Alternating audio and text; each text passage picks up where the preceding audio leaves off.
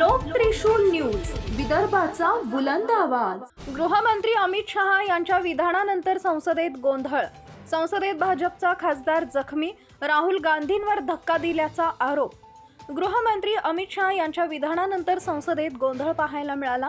या गोंधळामध्ये संसदेत भारतीय जनता पार्टीचे खासदार प्रताप सारंगी जखमी झाले. त्यांना जी दुखापत झाली त्यासाठी त्यांनी लोकसभेचे विरोधी पक्षनेते राहुल गांधी यांना जबाबदार धरलाय.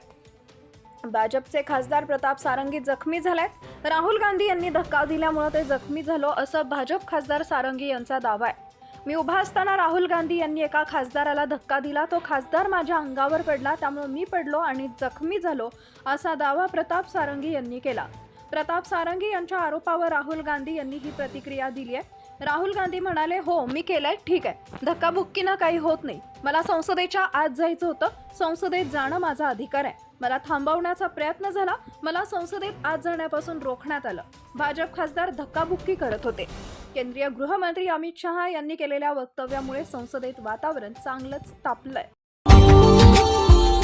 Subscribe now and press the bell icon. Never miss an update.